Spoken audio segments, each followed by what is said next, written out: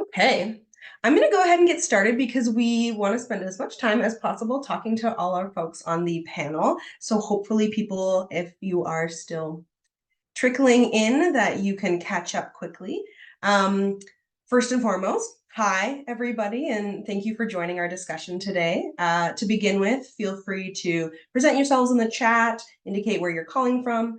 My name is Marissa, and I'm one of the executive directors at Food Secure Canada, and I will be moderating the webinar today. I'm very excited to be able to be here to do that.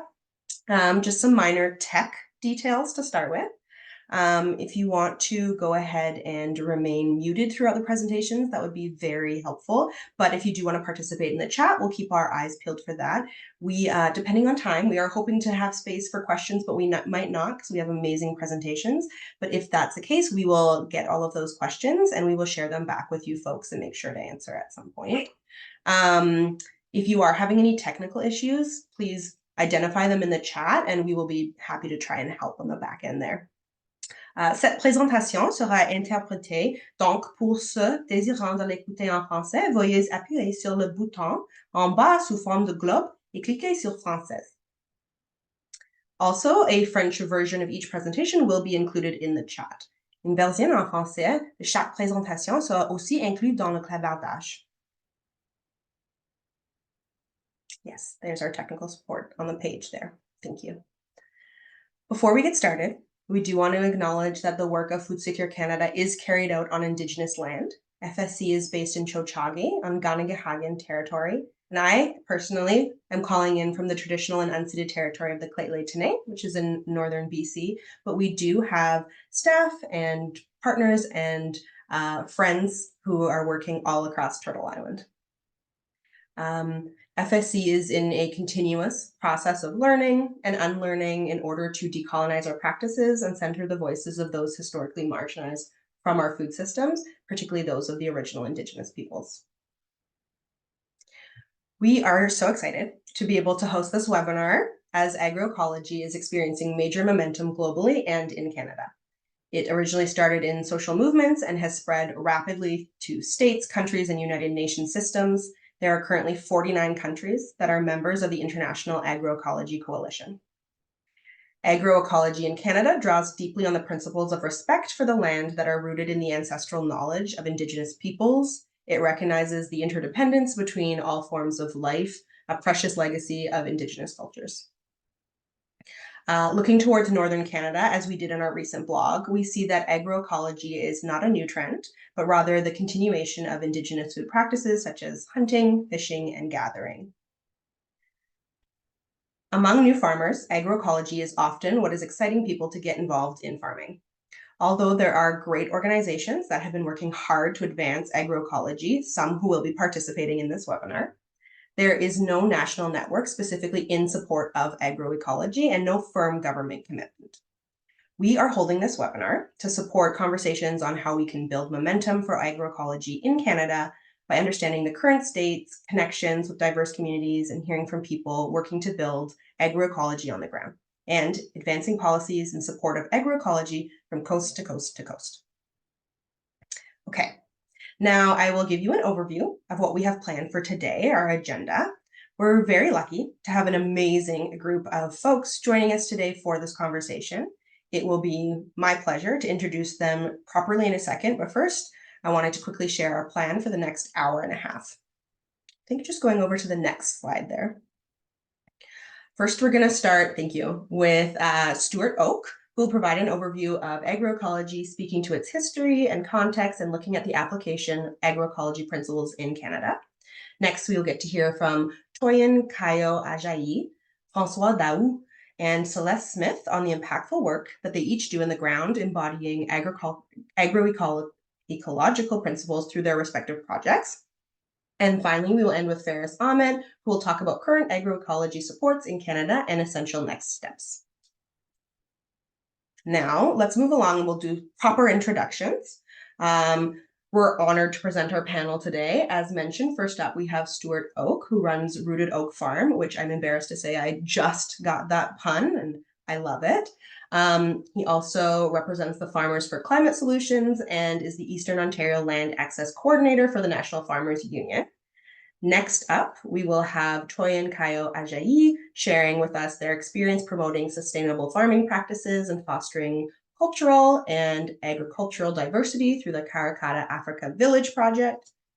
Next slide, so you can see Toyin's beautiful face. There they are. Great outfit.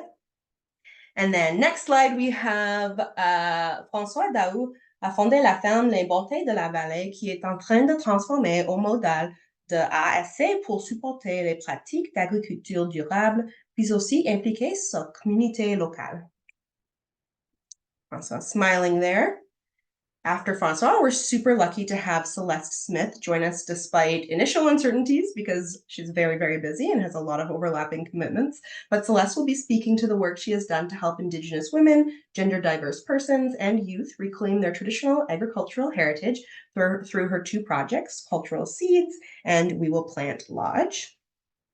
And then our fifth panelist, as mentioned, is Faris Ahmed, the author of Growing Common Ground Pathways to Advance Agroecology Policy in Canada.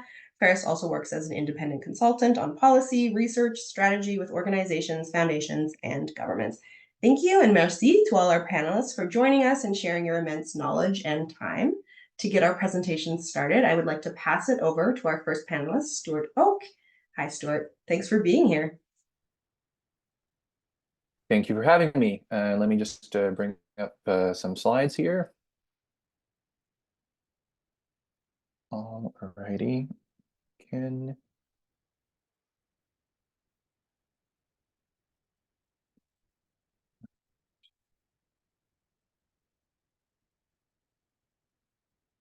you see my whole screen right now or just my slideshow? We can see your whole screen right now. Okay.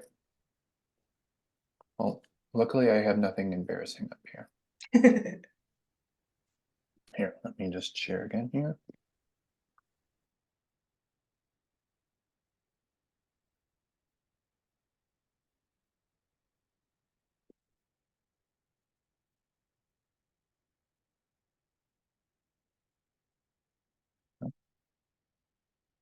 One more time.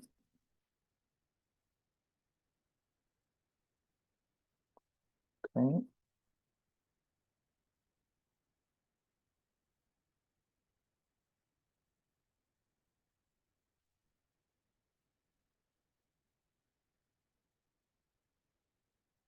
Here we go. Thanks for bearing with me. I'm hoping to straddle the line today between some historical context of my familiarity with this topic, as well as talk about my own personal experience with it, and anchor what can sometimes be a theoretical conversation and an academic exploration of agroecology and some shared practice. But it sounds like we have plenty of people talking about the practical side of agroecology here today too. So I won't linger too much on that. I run alongside my partner in a small team of employees, Rooted Oak Farm. We market produce through Ottawa, through Toronto, in that sort of belt of Eastern Ontario, and provide produce in a CSA and format, as well as go attend farmers markets. Here's a shot of our farm that was taken by a drone, and it always reminds me of how much better everything looks when it's 500 feet in the air.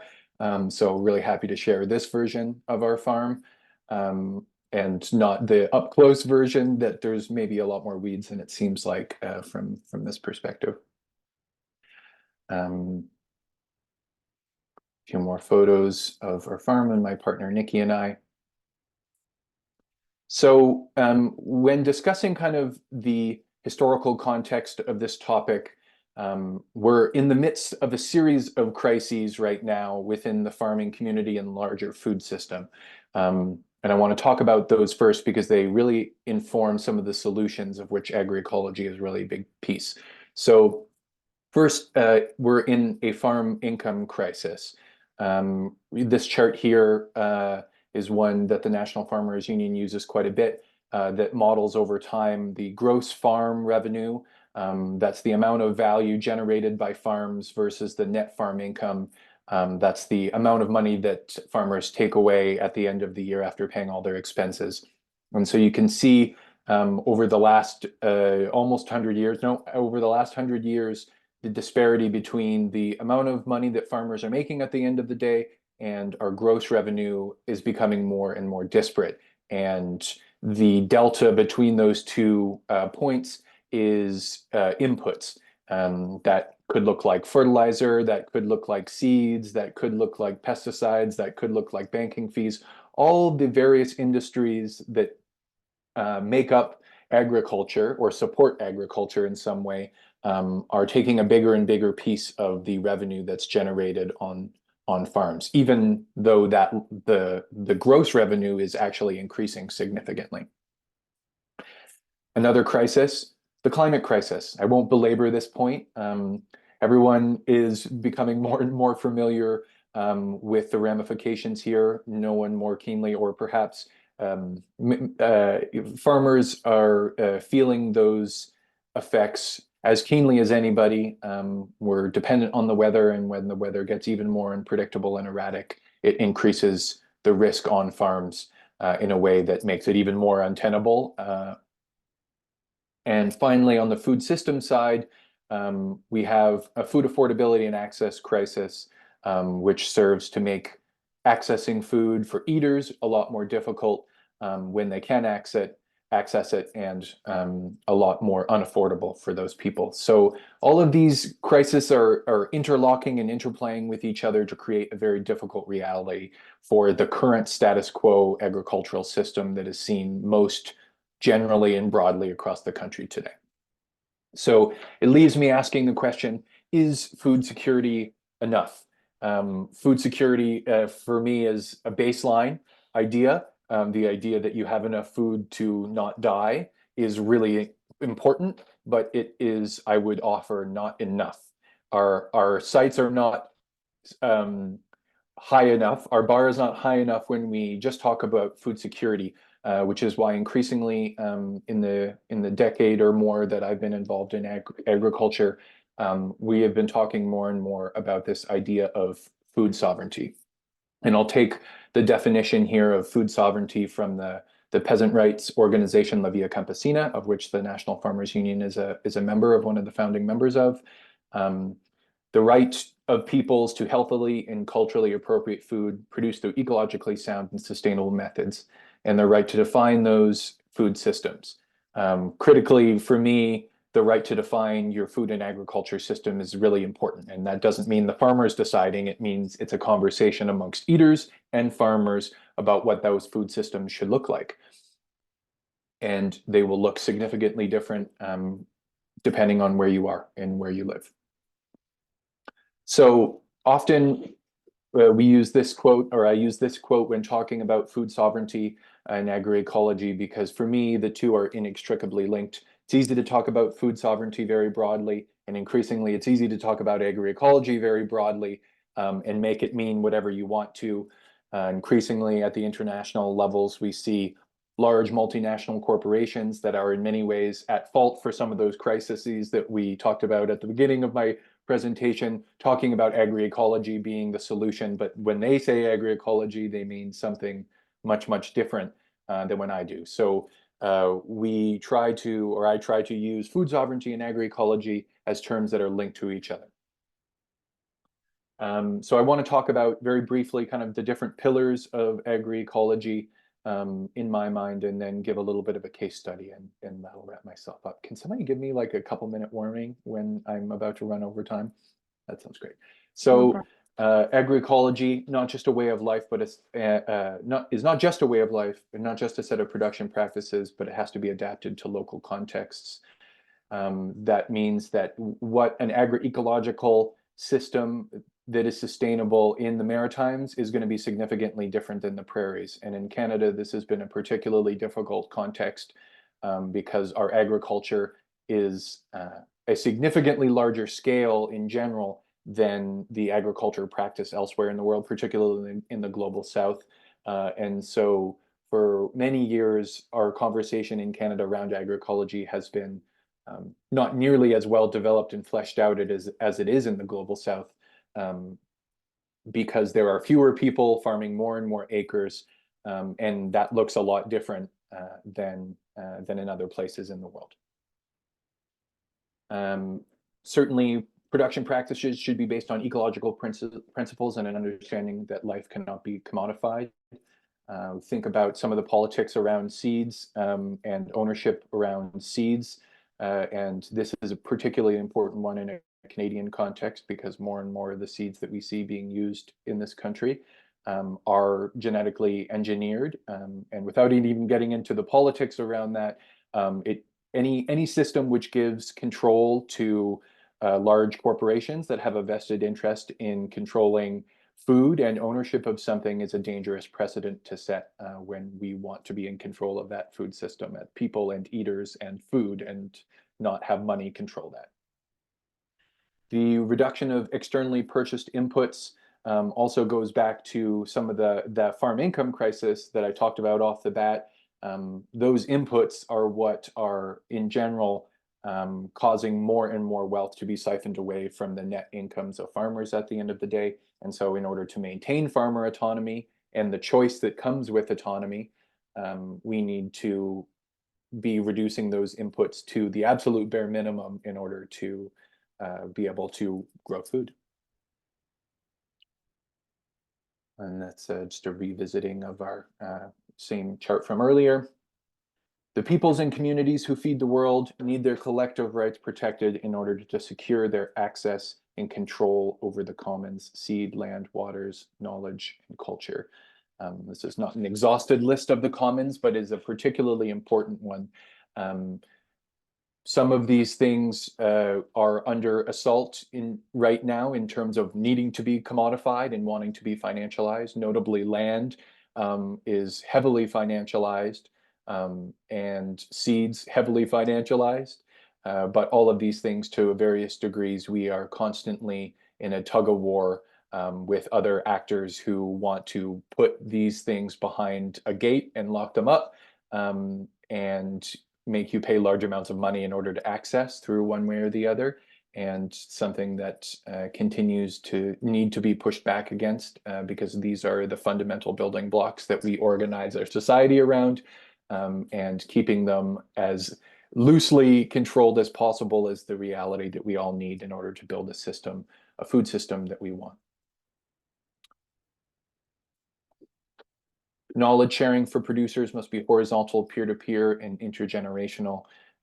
This one has been really critical in my experience. I spent many years learning from other farmers in a very non-traditional, non-academic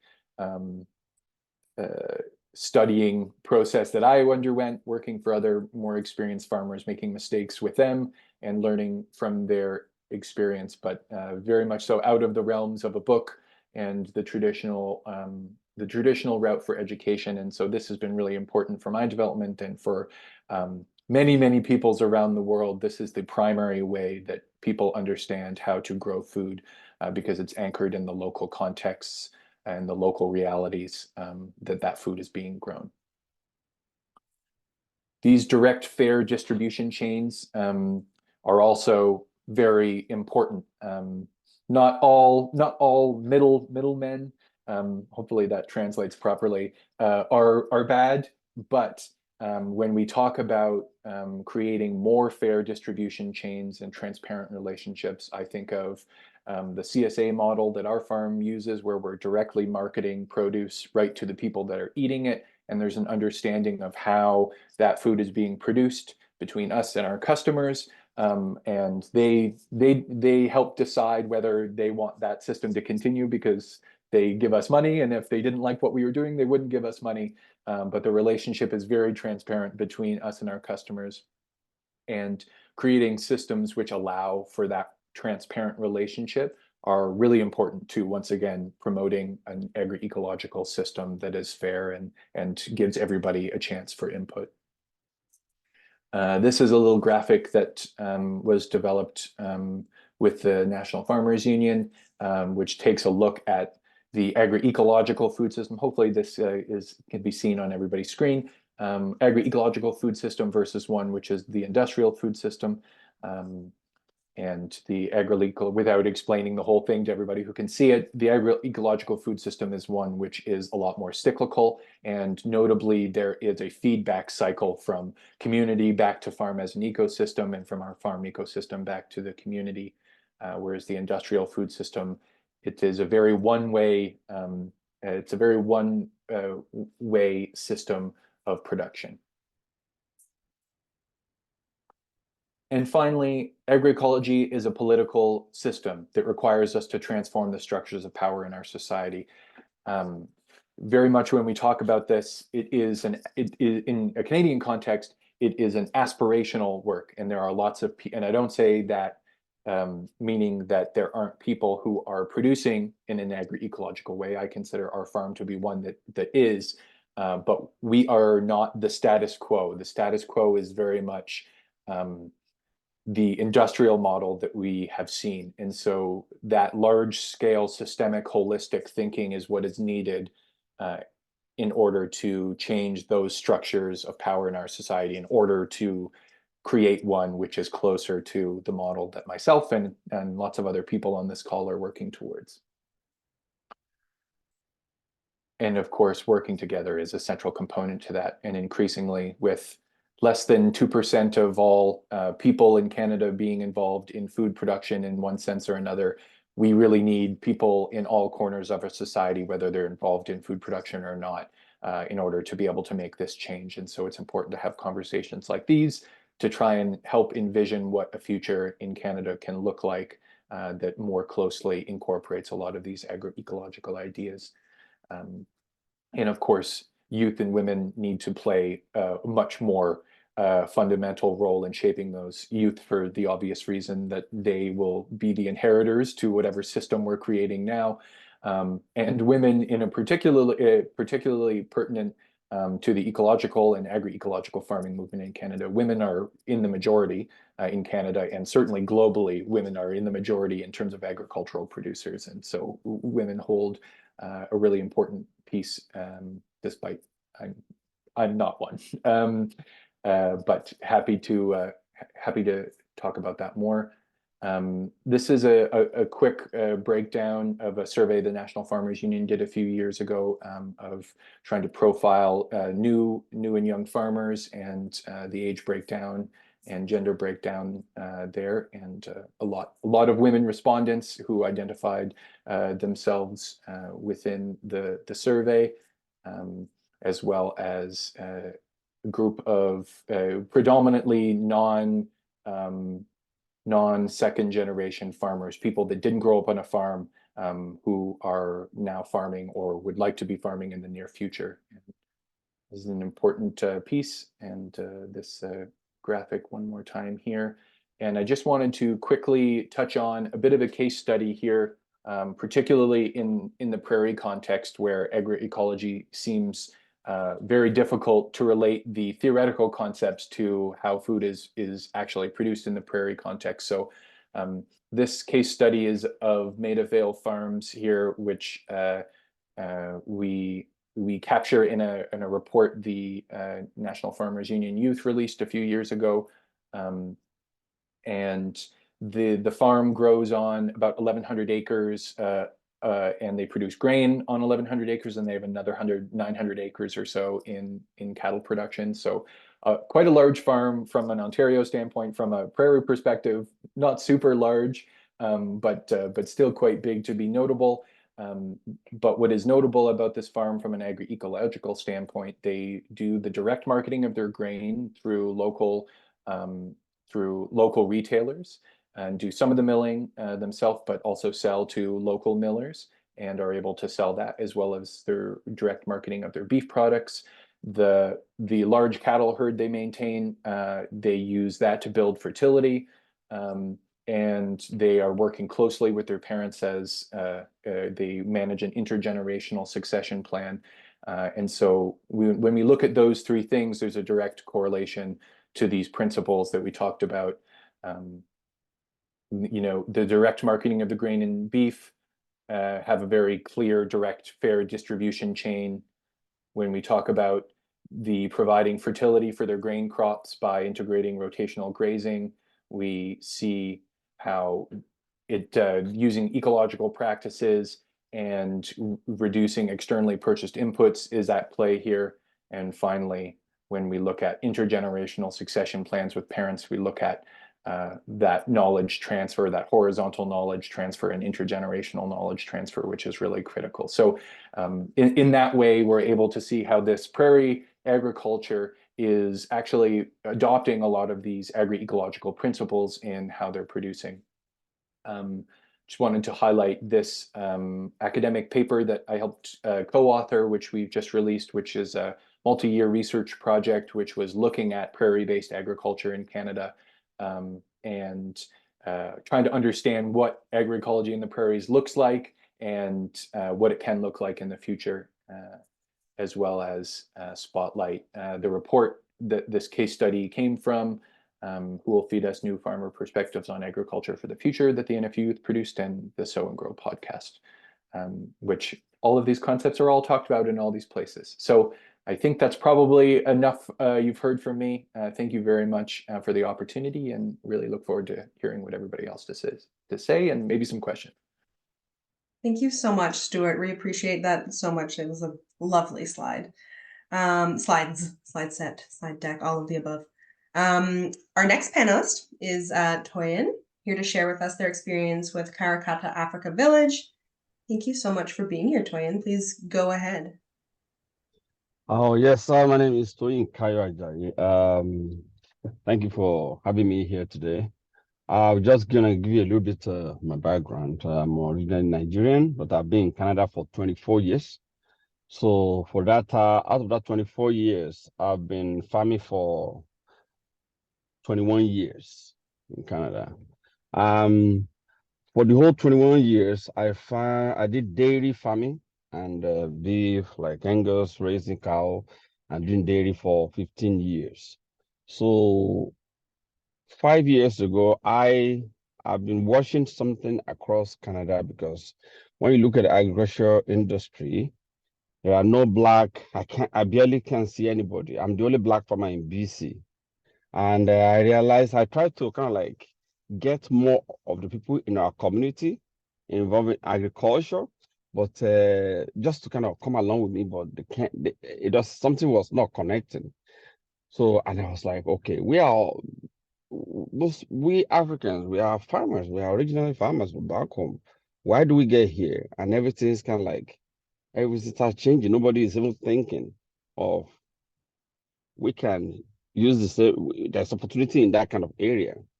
So I decided to start to explore 5 years ago. I said, okay, you know what? I'm going to try, put my money where my mouth is, buy like 5-acre property outside the city, like an hour away from Vancouver. And I'm very lucky to be in this province, although it might be one of the most expensive province, but BC has like minimum 5 months in a year to grow everything naturally. I would call myself a naturalist. Natural in the term, like, I like things to be like natural environment, to do things, to grow things, to make things happen, because that's kind of my background. I'll take you back a little bit. My grandfather, I started going to the farm with my grandfather at the age of 5. Being a farmer, I think, is a hobby. It's not just, most people don't go into farming as if you want to make money. But, farming also brings food to the table. When you look at, my grandpa will say, when there is food on the table, poverty is far away from you. So where there is food on the table, if you can provide food for yourself and for your immediate family, to your friend, you can't be poor. Poverty can be part of your existence. So all these things, learning from my grandfather, how my grandfather will walk into the farm, grab the soil, smell it. He can literally tell you, this is what's going to grow on that soil. He will walk another like 100 meters, smell the soil, say, oh, we can grow this here. All those things was instilled in me, I believe, because growing up, it's always in my mind, like, if you can grow it, you can eat it, you can share with your friends and family, that means you can't be poor. Poverty is far away from you. So this is a practice that has been in my mind. This is the thing that has stayed in my mind. So when I got to Canada, it was a no-brainer for me to just go into agriculture. Say, okay, I want to get close to the nature. I like to be I like to be in a natural environment whereby there's not much. I like the city. I may look like a city boy, but never judge a book by its cover. So I decided to get into farming, and I started exploring, and I started looking at the environment. But the only thing I've seen is that there's no black people I ever really met around me here in BC then for so many years that were farming. Then as time goes on, compared to the time I first came here and to now, one of the main thing that prompted me 5 years ago to be able to decide to leave the city was I look at our environment, I look at our community, I see so many things, so many things happening, like so much mental problem, and a lot of things in our community, drug addiction problem, and all kind of things. I start to feel, and I said, a lot of things are happening here, and there's a lot of kind of different type of sicknesses that I started seeing in our Black community, in our African community. I was like, what is going on? Then I started doing my own little touch base searching, kind of like asking questions and stuff, and I realized that a lot of our people, what's happening in our community is kind of the food we eat, because not many of us have access to our culturally appropriate food here. Some of the food are being brought from Africa or from different routes where we came from. And most of the time, 50 to 60% of that food that have been brought to Canada is very, very, some of them are like spoiled, moldy, and the custom, they will just throw it away. When the store starts telling me all this, I said, wow, that's a lot of money. And you know what's funny? Once half of that food has been thrown away, what will now happen is the rest that is left to be sold to the community, all the losses on the one that will be thrown away, those loss will be now put on the ones that are still okay to be sold. So that's another extra burden to the community. And I was like, something has to be done. Then I started thinking, why are we not even growing the food here? Why are we not even trying? Because most Africans, we are vegetarian. Many people don't know that. We eat a lot, most of our food are vegetable. Even the one that become like the one we put like in the flour, like it's pretty much roots, vegetables, our food. That's one of the reasons that prompted me to say, you know what, I'll buy this farmland. I'm gonna turn this 5-acre Kara-Kata Africa village, I'm gonna turn it to like an experimental ground. I know, yes, I know. Not everybody will have the luxury to say, I'm going to leave the city. I'm going to just buy a 5-acre property. I'll be living there, and I can use it to experiment, something that will benefit the community. I've been somebody who always like to support my community. I've been supporting them for over 15 years personally, just on my own, because I see so many things happening, mental problem, sicknesses, all kind of stuff. And since I already figured out that what we are eating here is not a culturally appropriate food for us. One thing again I'm going to point out is this. When I first moved to Canada 24 years ago, I was very fortunate to live with a First Nation family. I was living at the rest. And I mingled with the First Nations. I started realizing what's happening in the Black community, in the African community, is actually things that they went through. It's some of the similarities of what we Africans went through. Talk about slavery, talk about all those unfortunate incidents that happened to us. So, wow. So, and then I started comparing a lot of things. I see a lot of similarity to when you look at the prison population, looking at people with mental issue or psychological issue. something's not right. There's some chemical that is triggering all these kind of stuff. So being a naturalist, and I remember growing up with my grandfather. By the way, my grandfather was over 140 years before he died. He's still walking before he died. Before he passed, my grandfather was walking, still walked to the farm, and he was over 140 years old.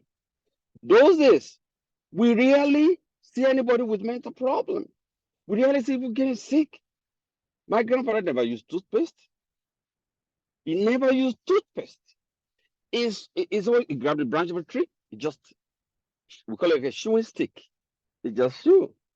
It just chew. And then it just gargle and just throw the water away. But what I noticed about his food is this: he will never harvest. He will never eat any vegetable or crop that is harvested before he eats it. He likes, what he does is this: he will like, if it's vegetable, you harvest straight to the pot to cook. Even if it's yam, the yam has to still be in the ground. We will harvest it. You see, all this, there's a correlation. When you look at the First Nation, the way their food system, oh my God, it's almost identical to the way we eat. I see native, they do tree barks, we do tree barks. These tree barks, what it does is herbs. Then I realize some of their teas, some of the vegetables is pretty much like a herb. Africans too, what we eat, our vegetables, what we call vegetables and crops, all of them are herbs. This is interesting. And one thing I want us what I realized along the way is the food you eat is your health. Yeah. If you eat proper food, I will not say culturally appropriate food to us, culturally appropriate food to the First Nations, is their health. It affects your mental state. It actually, if you eat good food that is culturally appropriate to you, your mental state, there's a connection with that, the way you think, the way you process things.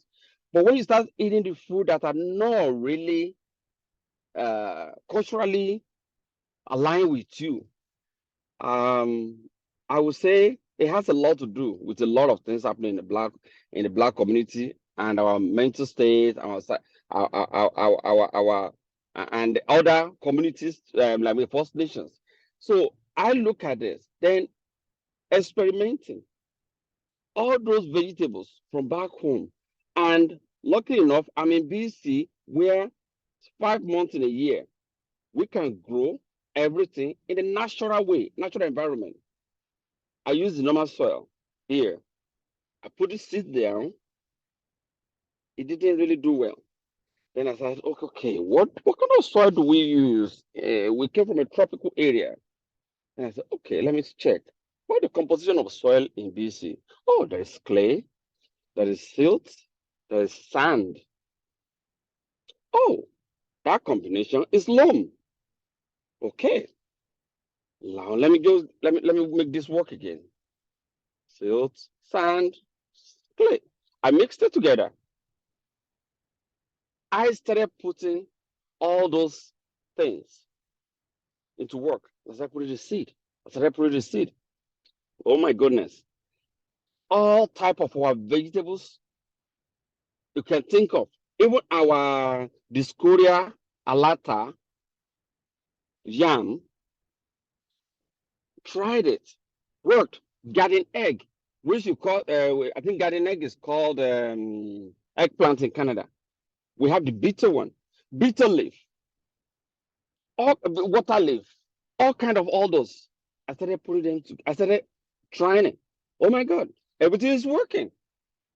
Then I started getting more and more people in the community. I said, hey, this is working. I have grown it. It's possible here. I showcased it to the community. I fed the community with it. We're like, whoa. Then I involved the government. Then I started 2.5 years ago, and I said, you know what? I want to create Canadian Black farmers. I want to find a way whereby we can have an association, a society that will be advocating for something like this. I have done it. I've experimented it. I have put my money where my mouth is. Cost me a lot of money, but for the sake of our community, for the health of our community, it's the best investment I could ever take I've ever done. And I'm very happy. Everything is doing well now. Right now, the Canadian government they came to our head. They said, yeah, we would love this thing to grow. They have tried to fund us in different ways. And I try to make sure. And one of the things I'll be doing now, I'll be doing a lot of speaking. As I'm talking to you right now, I'll be headed to UBC, one of the top universities here. I have a speaking engagement today. But when my team told me that you guys want me to come and talk, I said, I would love anywhere that's something like this, I will love to be part of it. Now I'm happy, and our community are welcoming these ideas. They are listening, and things are changing gradually. So finally, see, we have to be able to think how to have food security and food sovereignty. People with culture without food is nothing. And no matter what you grow, it's much better than what you think you can get from anywhere, because you know how the whole thing goes. So we should, as we go now, we should try, and also any individual that is all in here, either you are one of the panelists or you're one of the people that are listening to us, try to be, wherever you are, in your environment, in your community, try to grow what you eat as best, as little as it can be, and eat what you grow. Because the food, whatever you eat is your health, and your health is more important. And if there's any other Africans or Black people in this in this Zoom, please, you can reach out to me. And right now, our program, we are just building some things now. We'll be going across Canada.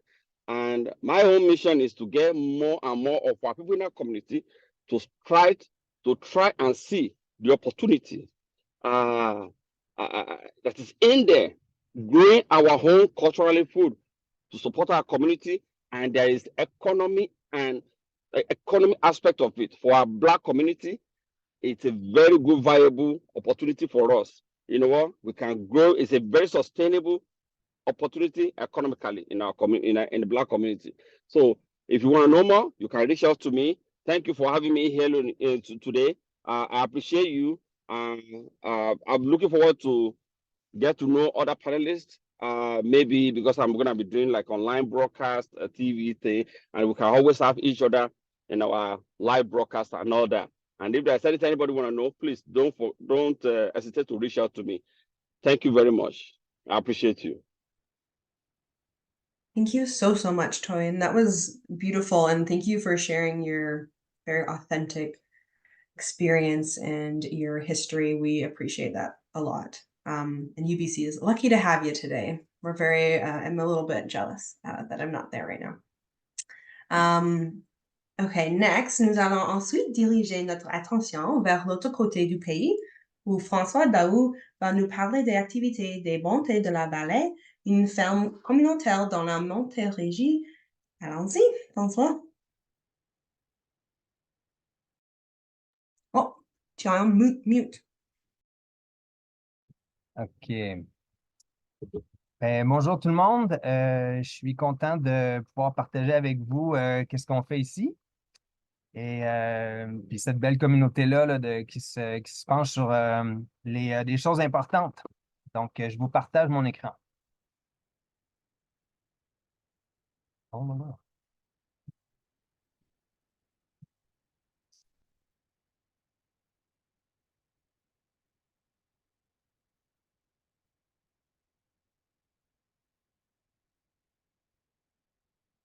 OK. Parfait. Donc, c'est revenu.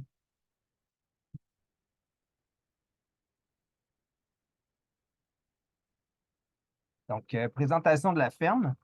Nous, c'est la ferme Les Bontés de la Vallée. On cultive depuis 2006.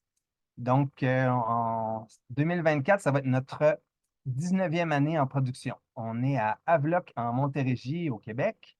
Et puis, on cultive sous forme de l'agriculture soutenue par la communauté, plus connue comme les paniers de légumes. Et puis, on fait environ 70 sortes de légumes et fines herbes certifiées bio. Et puis, si on peut dire que chaque ferme a sa signature ou sa couleur, la nôtre, on a mis l'accent sur l'écologie. Et puis, on est reconnu pour ça aussi. Pardon, François, on peut pas voir ton écran. Un Ah, c'est moment. vrai? Ah, Oui, un OK, moment. j'ai peut-être... je vais retourner sur le Zoom. Nouveau partage. Est-ce que...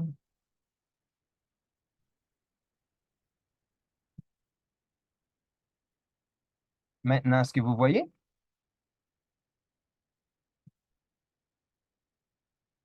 On pas Je vois que encore. tu partages ton écran, mais c'est tout noir en fait. On voit juste Ah oui, hein? un texte qui dit que tu partages ton écran, mais il y a pas de diapositive. Ah, c'est dommage. Euh, Là, vous voyez rien. Ah, OK, ça me dit que votre partage d'écran est en pause. Qu'est-ce que je peux faire?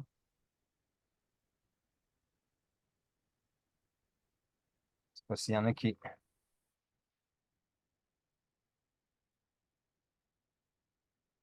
peuvent m'aider là-dessus. C'est possible. Je pense que si tu regardes à côté de là où ça dit que ton écran est en pause. Ah, ça y est, c'est bon, ça marche. Ah, vous l'avez là? Oui, OK. Puis là, voyez-vous parfait. un plein écran comme ça? Je pense que tu peux peut-être mettre en... reprendre le diaporama peut-être pour que ce soit en plus grand, possiblement. Mais sinon, c'est pas grave, on voit quand même bien. Oui, dans le fond, est-ce que vous voyez la petite barre en dessous? Oui, on voit la petite barre en dessous par contre. OK. Mais si tu fais affichage peut-être en haut, Affichage, affichage. Où tu tout vois en ça? haut à côté d'accueil, insertion, création. Oui, ben. Alors, regarde, je pense qu'on va laisser ça comme ça. Je ne vais pas vous faire perdre de temps non plus. Parfait, ça Euh, marche. ouais, regarde ça comme ça. On voit bien, merci beaucoup. OK. Dans le fond, ici, c'est une photo aérienne de la partie où je vis. Et puis, vous voyez la ligne jaune, c'est la frontière américaine. Et puis, dans le fond, en gris, en haut, c'est l'île de Montréal. Donc, on est situé là, nous, à Havelock. Dans le fond, cette image-là, c'est pour parler un peu de l'histoire de mon parcours. En fond, ce qui m'a intéressé, moi, au début, j'étais sensible à l'environnement. Et puis, c'était de trouver, pour moi, une implication, quelque chose où je pourrais mettre mon attention pour aider, parce que dans le fond, j'étais sensible à tout ce qui est la faune aquatique. Je faisais de la plongée sous-marine et puis je voulais protéger l'environnement. Puis j'ai compris que, dans le fond, l'agriculture était très polluante, bien, bien jeune. Et donc, j'ai commencé à faire des recherches et puis me dire comment les gens vivaient avant. Donc, je me suis tourné vers les Premières Nations pour voir comment ils vivaient. Et puis, ça m'a vraiment inspiré à poursuivre mes recherches. Et je suis tombé sur un agriculteur japonais qui, lui, avait vraiment une méthode très naturelle de fonctionner. Il s'appelle Masanobu Fukuoka. Et puis, j'ai commencé à expérimenter l'agriculture selon les principes de l'agriculture naturelle.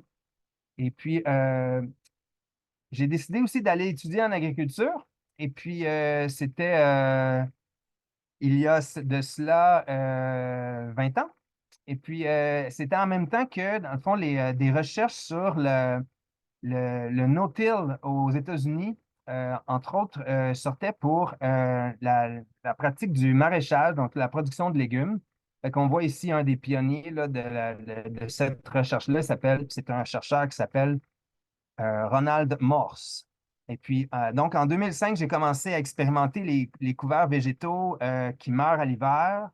aussi du roulage d'engrais verts.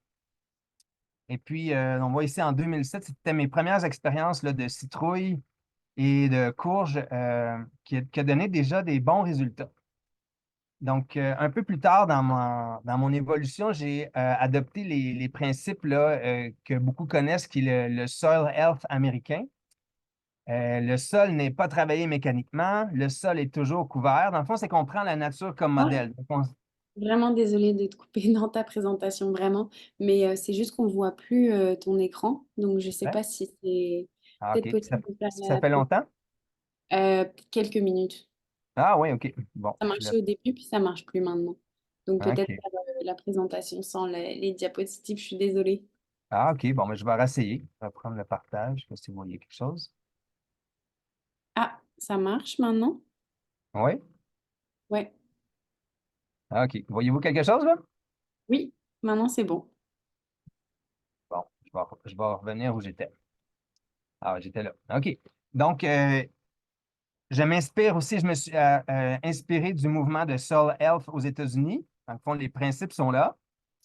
Et puis, après ça, dans le fond, on voit ici les photos du sol. Donc, dans mes pratiques, j'en suis venu en 2018 à tout arrêter, tout travail du sol pour pouvoir bénéficier des fonctions naturelles du sol, d'un sol sauvage.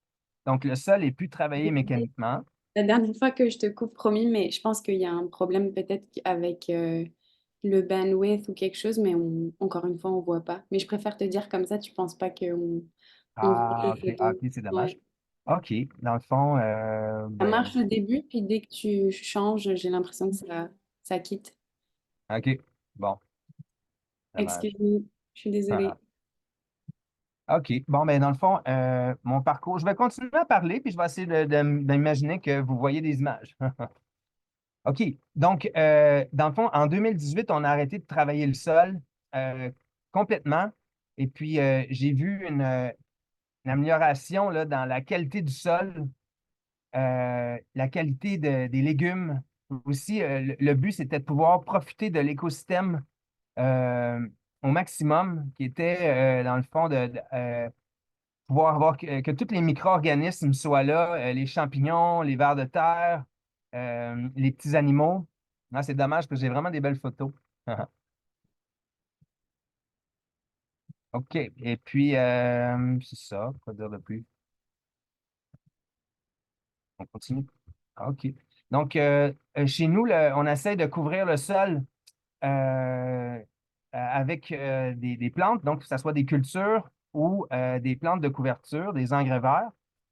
Et puis, dans le fond, parce que j'ai commencé assez tôt à expérimenter avec cette approche-là, mais pour pouvoir faire les paiements de ma terre, j'étais obligé d'aller à une échelle un peu plus grosse. Et puis, donc, j'ai adopté des techniques de culture biologique classique. Et puis là, j'ai vu une dégradation du sol qui s'est produite assez vite, ce qui a fait en sorte que les petites expériences que je faisais à côté qu'on appelle de no-till ou de sol vivant, je me suis dit en 2018, il faut que je passe à 100% de mes cultures qui soient sans travail de sol. Et puis là, ben, comme je disais tantôt, j'ai vu une amélioration vraiment dans la qualité du sol, la qualité des légumes, la qualité des récoltes, beaucoup moins de maladies, plus de résilience. Un des autres principes, c'est la diversité. Dans le fond, les photos que vous ne voyez pas, mais on fait des engrais verts, des cultures de couverture diversifiées. Et puis aussi, les animaux font partie de l'écosystème. Donc, ces engrais verts-là, ces cultures de couverture permettent aux animaux sauvages de venir dans les parcelles. Chez nous, j'encourage beaucoup je laisse beaucoup d'environnement sauvage autour de mes parcelles, ce qui fait que les animaux comme des dindes sauvages et les cerfs viennent brouter dans mes champs, puis c'est vraiment commun de les voir. On voit des traces un peu partout. Et puis ça fait en sorte que mon écosystème est lié mon écosystème agricole est lié à la nature autour de moi. Dans le fond, j'ai eu aussi avec ça des photos que malheureusement vous ne voyez pas. mais des super belles récoltes de meilleure qualité avec ce système-là. Donc, le point de la présentation, un autre temps de la présentation que je vous parlais, c'est où on est en ce moment. Dans le fond, euh, on est arrivé un peu au bout du modèle dans lequel on était d'agriculture soutenue par la communauté, qui, dans le fond, changeait un peu au travers des années et qui est devenu plus un. Il y avait moins les valeurs du mouvement qui était de départ. Et puis, on a pris une pause l'année passée pour essayer de créer un nouveau modèle, dans le fond, mais je me suis rendu compte que ce modèle-là, quand je me rappelais des premières formations que j'avais eues dans mon métier pour devenir participer à ce mouvement-là, on me parlait de fermes, les fermes pionnières aux États-Unis, que j'ai compris à travers mes recherches qui s'appelaient les community farms. Et puis, dans le fond, pour créer mon modèle, je me suis inspiré dans le fond, j'ai rien créé. Ici, ce qu'on veut faire cette année, c'est créer une ferme communautaire. Et puis, c'est inspiré en grosse partie d'une ferme qui s'appelle la Temple Wilton Farm aux États-Unis, qui est la plus vieille ferme qui pratique l'agriculture soutenue par la communauté, CSA aux États-Unis. Et puis, dans le fond, eux autres, ils nourrissent une communauté. Et puis, la grosse différence avec le modèle qu'on avait avant d'agriculture soutenue par la communauté, c'est que c'est un modèle qui est basé sur le budget et non pas les prix du marché. Dans le fond, parce qu'on en arrivait, nous, les dernières années, euh, à avoir de plus en plus de difficultés financières et aussi une charge de travail et une charge mentale euh, en fond, qui faisait on était obligé d'abandonner.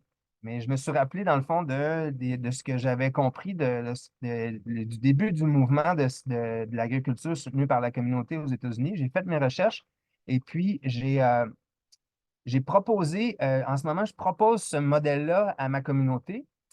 Et puis, je vais vous dire les principes de base de ce modèle-là. C'est, euh, il y a quatre éléments clés. C'est l'équité entre les fermiers et les mangeurs. Donc, c'est un prix déterminé en fonction du budget de la ferme et non en fonction des prix du marché, puis qui inclut un salaire décent pour les fermiers. Donc, le budget est déterminé en début de saison et non, on essaie de amasser assez d'argent pour payer les charges. Il y a aussi, qui était dans le modèle qui m'inspire de la ferme aux États-Unis, c'est l'équité entre les membres de la ferme. On a installé un système où ce que chacun peut contribuer financièrement à la hauteur de ses moyens. Donc, des gens qui sont à faible revenu, on établit une valeur guide qu'on appelle, que les gens peuvent se baser pour leur contribution. Mais si les gens sentent qu'ils ont de la difficulté, ils peuvent, euh, on va dire, payer moins. Et puis, il y a des gens qui ont un peu plus de moyens peuvent payer plus. Puis, en espérant que tout ça s'équilibre à la fin, je vais vous épargner les détails du système, comment on arrive à faire en sorte que ça s'équilibre. Mais c'est un principe, un élément clé de de notre proposition. Il y a aussi une implication plus forte de la communauté au point de livraison dans des différents comités. Et puis, c'est chacun selon ses talents et ses ressources en temps. Et donc, le travail n'est pas obligatoire, mais on établit toutes sortes de façons à ce que les gens puissent le faire. Et puis, le dernier point, c'est le partage de la récolte. Les légumes, ils ne sont plus, il n'y a plus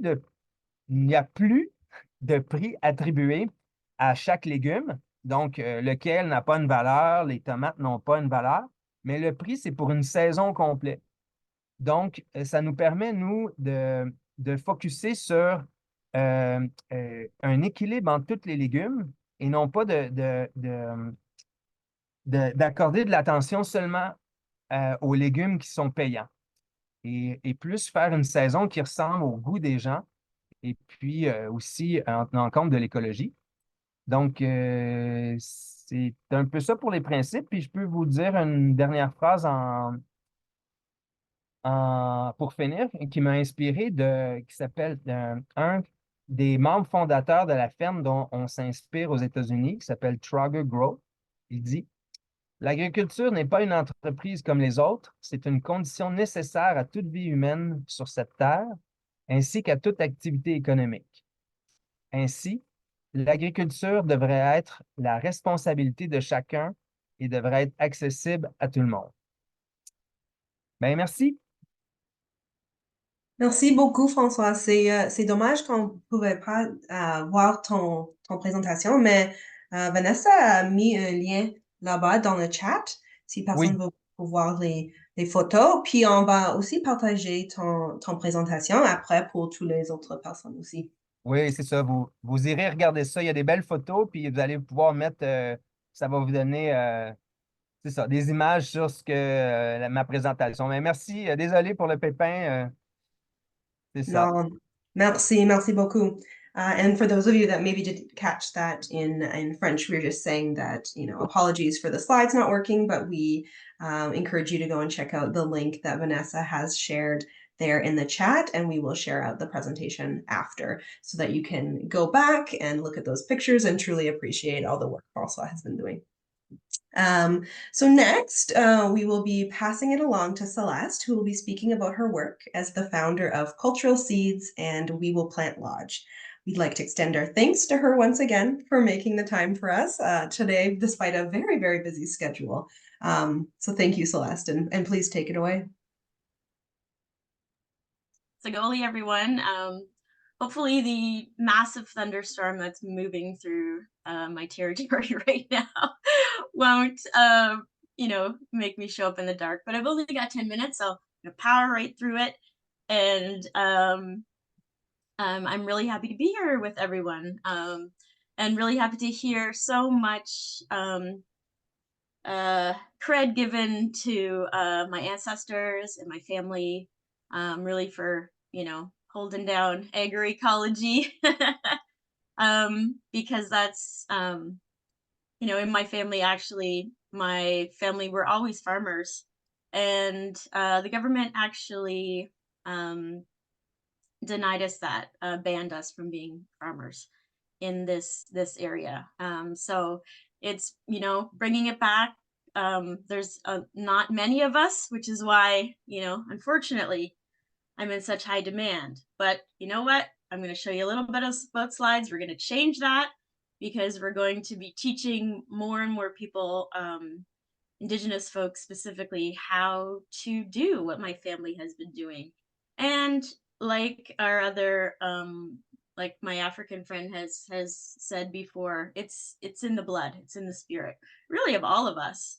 But there are certain techniques, obviously, that Indigenous folks have because we were, literally born of this land. And in my sliders, I'm going to whip through. You can also join me tonight. Also, here's a little plug. Tonight, the EFAO is featuring me tonight in a webinar, talking specifically about the Three Sisters. I saw the Three Sisters. There you go, Michael. Yes, I'm talking specifically about how to do Three Sisters gardening specifically. It's hard. It's not just about planting some stuff in a mound. So hopefully we'll see you tonight as well at 7. We can talk more about that. Okay, I'm going to share my screen real quick. And then we're going to get through that. Okay, I'm going to put this, I don't know. Oh, hold on here. Not sure what that's about. Okay, let's present in full screen. Here we are, folks. Now I'm going to go back to all the way back to the beginning. Okay, so this is Gagitsigimi Gamik. We Will Plant Lodge. This is the Agroecology Center that we are building for Indigenous women on Manitoulin Island. So it all comes from really, our we can't just name our oppression. We must create the solution, really, because that's kind of what we're all about, right? Is just, okay, we've talked about it. Now what's the answer, right? So the answer for me was to go back and to oh, here I am. Sigili's gonna go, huh? Interpreters, I do not expect you to interpret that. That's in my language, Oneida. It says, hello, do you have the peace, or do you have peace? Which is what we really hope everyone has when we meet.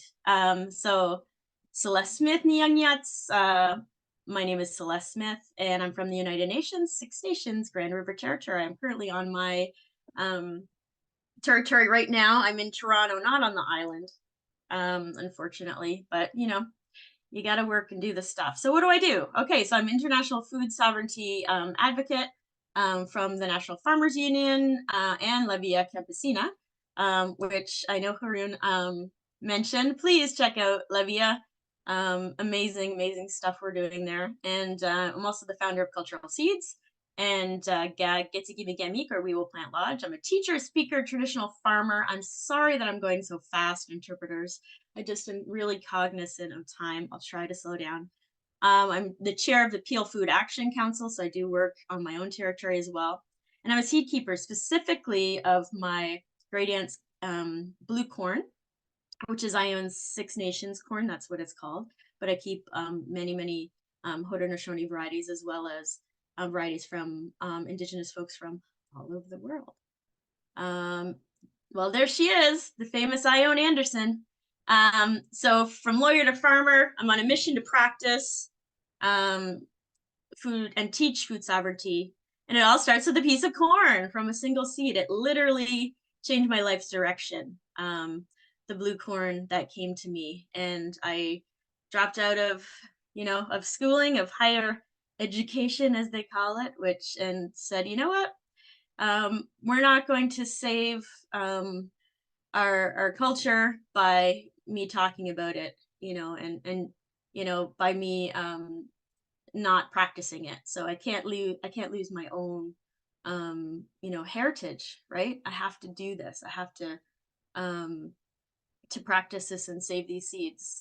So I did. I left university, and I just now I'm on this huge mission, really, and it's for myself, and it's also for other Indigenous women, because it's a piece of us. So basically, we can and must return to our traditional ecological knowledge, or TEK, and this includes traditional agriculture. So that's kind of our collective call to action for Indigenous folks that I'm calling out. So I'm not going to go through this. You can read them in the slides, but we've been, you know, really taken away from the land, right? Everybody knows this, what's happened to us. And basically, the solution, the way I see it, is to reestablish our connection, basically, to our land, our food, and ourselves. Indigenous women have a hole inside of them, and that hole with me is filled by land, right? And not just being on land, but practicing my cultural values on that land.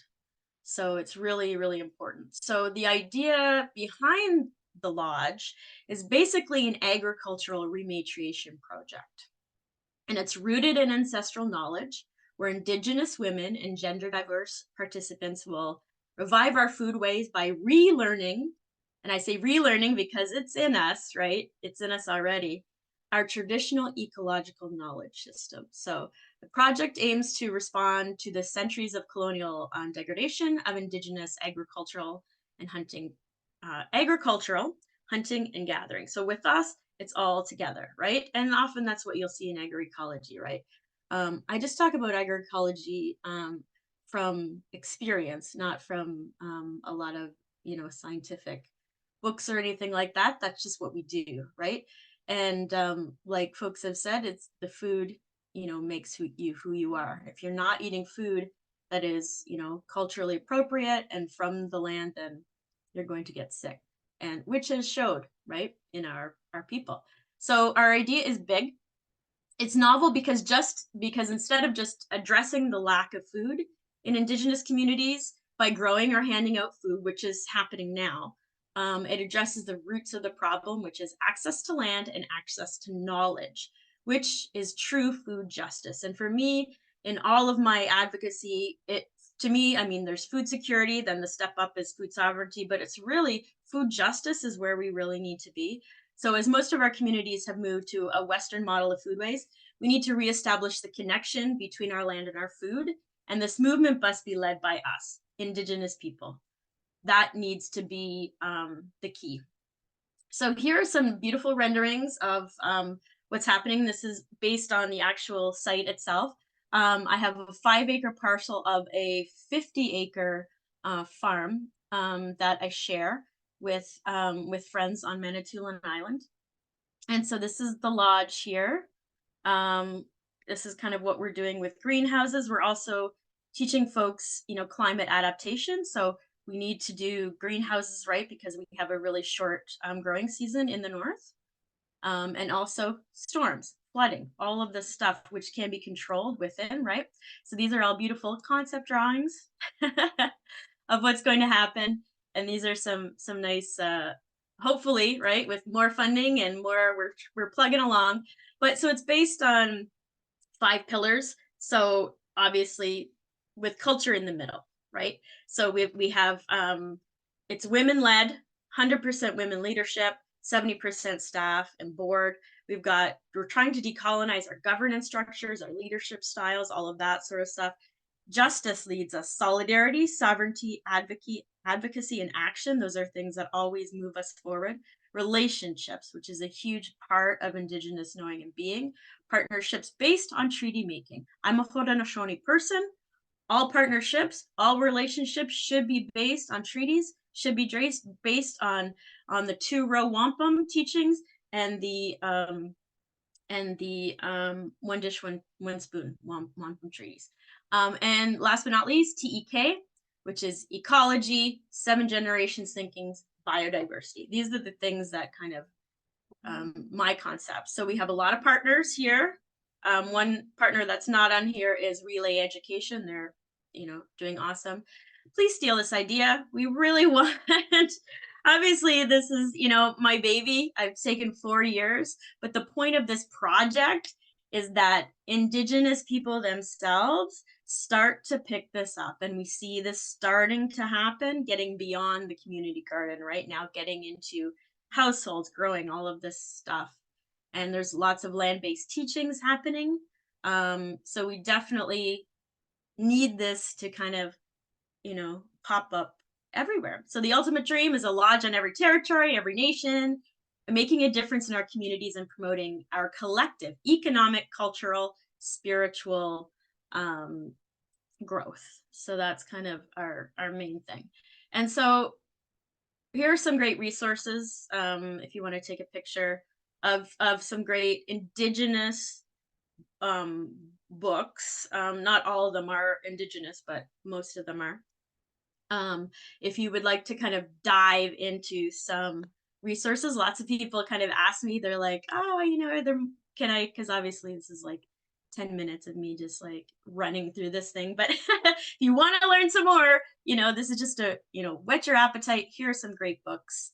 Of course, Braiding Sweetgrass isn't on here because I think everyone in the world has heard of that book, and it is fantastic. It's very, very lovely as well, but those are some maybe further reading. And so thank you so much. This is how to get a hold of us. Please follow us on Instagram. Please, if there are any funding or granting opportunities, if you want to come and you want to volunteer, we would love to have you. Send us an email. And yeah, just some grassworks, stuff happening on the ground to get us, back to where we want to be. And I'm just going to end there because I know we've got still more to. I really can't wait to hear our next speaker. So, oh no. Miigwech, Musi, Hawa, thank you. All of the thanks, Celeste. That was beautiful and amazing and very inspiring. So very much appreciate even I think we could all listen to you talk for much longer and hopefully some will maybe later today. So our last finalist or our final presenter is Faris Ahmed, and Faris is an author and consultant who brings experience in collaborating with a variety of different people on agroecology, policy, research, and strategy. Thank you so much for being here, Faris. Thanks, Marissa. And first of all, deep gratitude to the other speakers.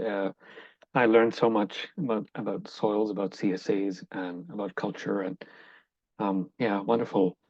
My presentation will take you to a different place, and it's going to be based on the research I did it was published by the Laurier, published and supported by the Laurier Center for Sustainable Food Systems, and it's called Growing Common Ground.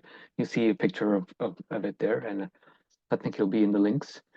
And I chose this report to, it's not strictly a research report, and I didn't use a research voice, but I tried to bring in the plurality of voices of each of the constituencies who's engaged and affected, who's working for better policies. So what does agroecology look like from the point of view of an NGO working in sustainable agriculture?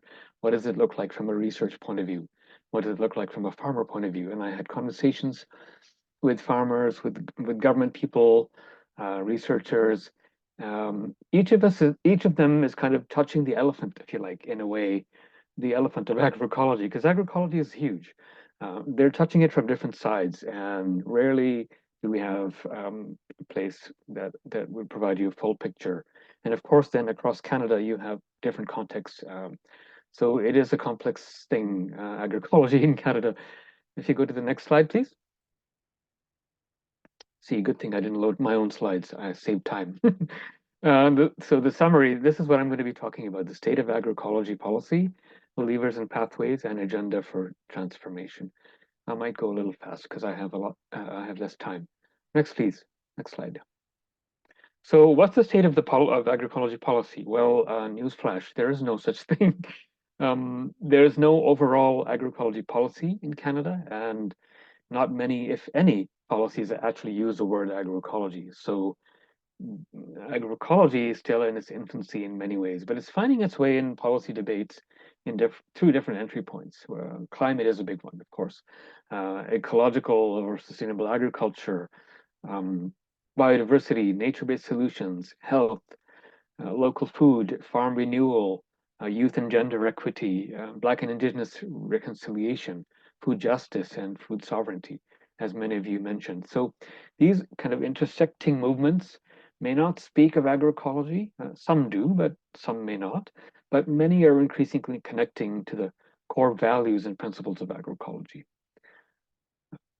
What are the corporate forces at play? What are they up against?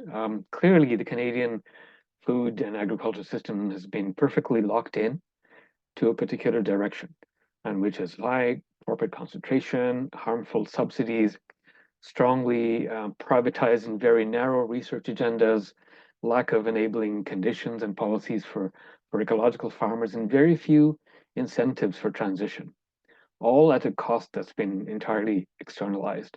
So these are kind of the lock-ins that many, and particularly IPES Food, has talked about. So how can we change these? Third point, agroecology is poorly understood or even shunned by some civil society organizations, and even some farmer organizations are divided. There are a wide spectrum of ecological agricultural models, from regenerative to conservation agriculture to nature-based solutions.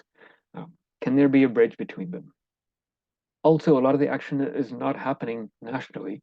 Most of it is regional, local, place-based, which is good, but there isn't always a connection. One of the informants that I spoke to in Quebec told me, we've got so much going on here in environmental agriculture, but 90% of what happens in Quebec stays in Quebec. And that was, to me, a big takeaway.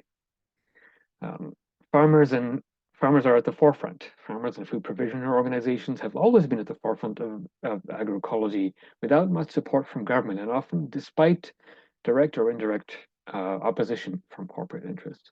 So if you talk to farmers, they will have the desire and the will to transition away from a system that entraps them, but they need the supportive policies and incentives to move to a different direction. Competing frameworks. There are some commonalities between agroecology and related frameworks, particularly regenerative and other movements, but they've yet to form kind of a common front for agroecology, and hence the title of my report, Growing Common Ground. Regenerative and nature-based approaches are capturing the bulk of the policy and funding support. And while they share some common practices with agroecology, such as soil health, crop rotation, diversification, agroecology, of course, is much more than changing agricultural production practices. The emphasis in agroecology is on the social and political dimension as well, and on farmers' rights and agency. And also agroecology and the transition to agroecological state of being is about much more than what happens at the farm. It's beyond the farm and it's the landscape and territorial and even food systems levels. The last point here, research. Research is really fragmented in Canada and is controlled by industry. There's little support for the kind of peer-to-peer learning that is key to agroecology that many of you talked about. And there's no national research effort or baseline even to determine the level of agroecological transition. And if you don't have a baseline, it's hard to measure change. Next slide, please. So I'm zipping through these. I've got 6 minutes. So policy levers. So I've noted 6 or 7 things here. The biggest lever, of course, is not necessarily a policy question, but it is a big transition question, and that is shifting mindsets.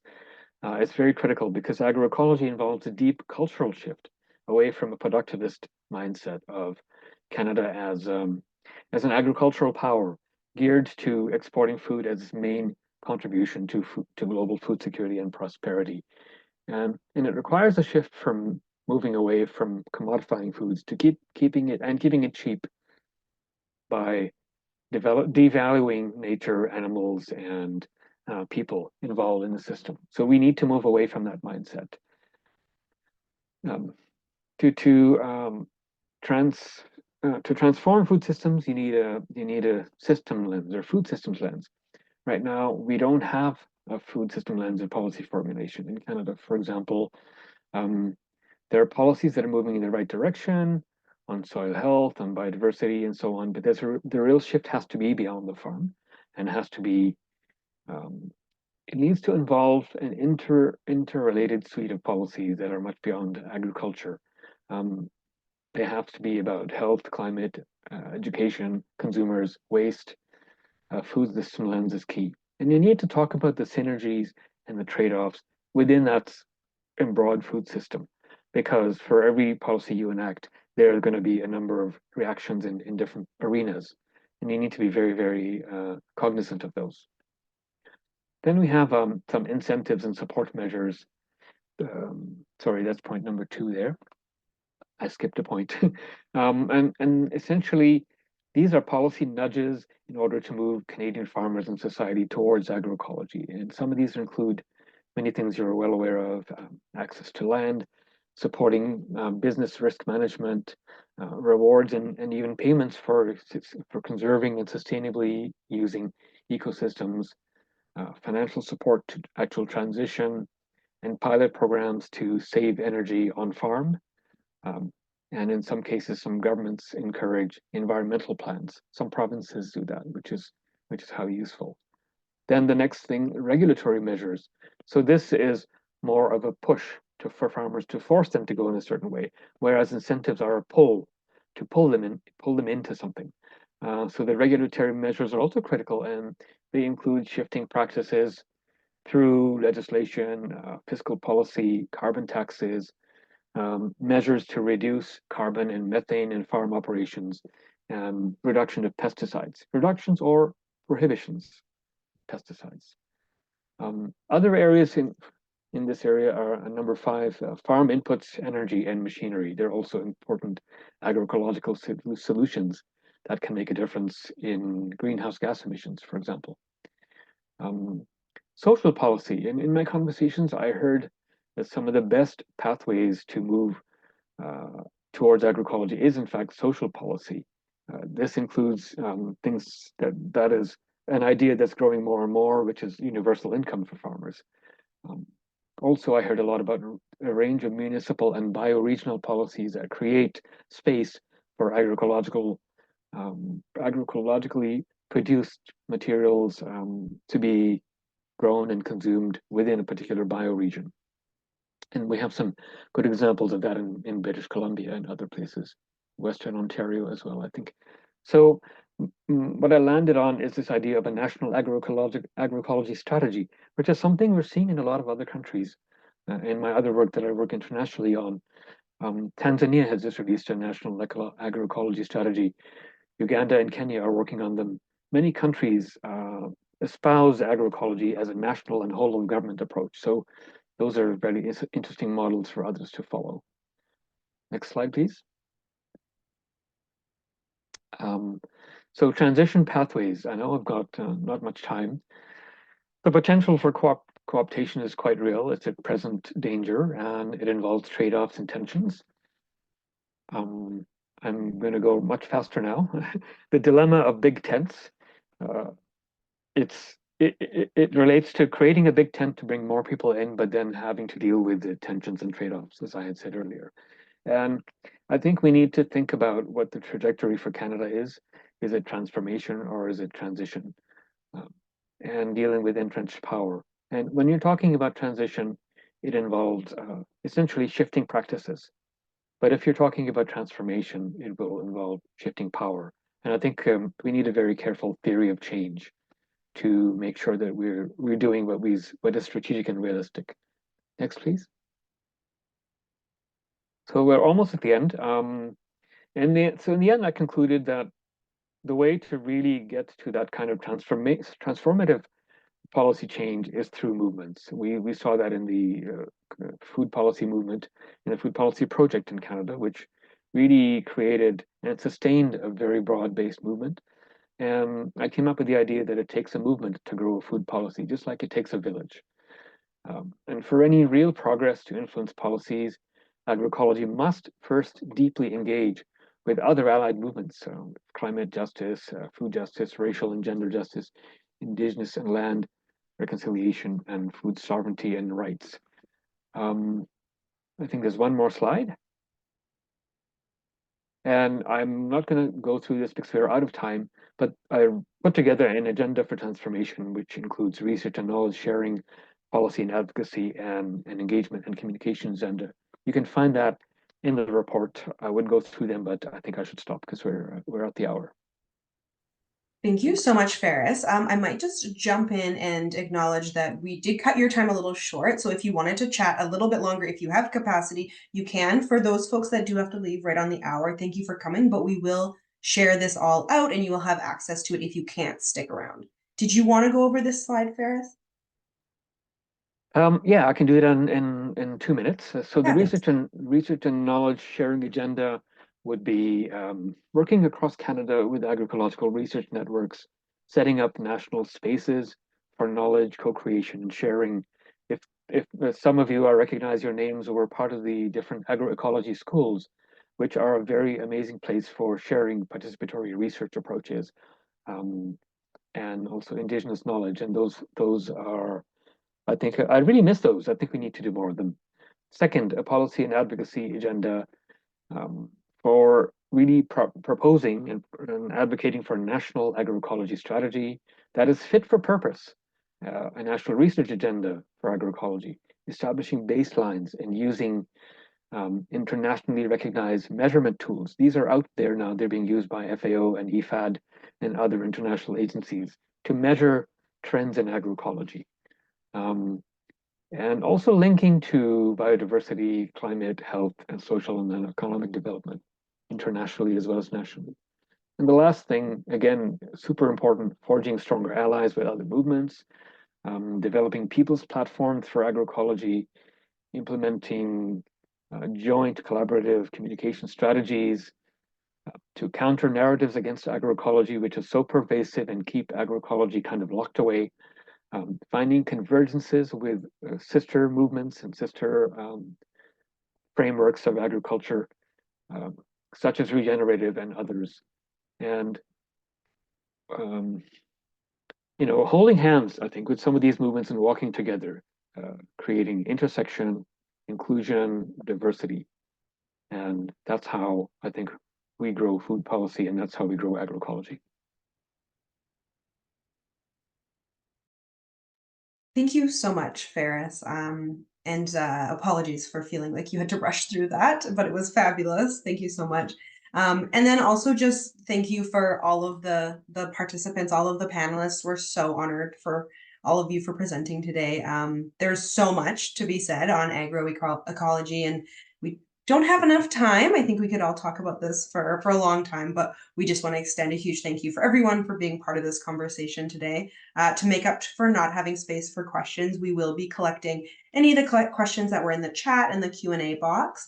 And then there will be a survey for questions after in a follow-up email where we can share our all the slides in both languages as well as a recording. And we'll do our best to address all of the questions in our upcoming content on agroecology. Thanks again for joining us. If you want to be kept informed about future conversations that we're having here at FSC around advancing just, healthy, and sustainable food systems, subscribe to our newsletter. There is a link in the chat, or you can go to our website and click on the Get Involved button at the bottom. We'll also share that in the chat. So thank you, everybody, and have a great rest of your day.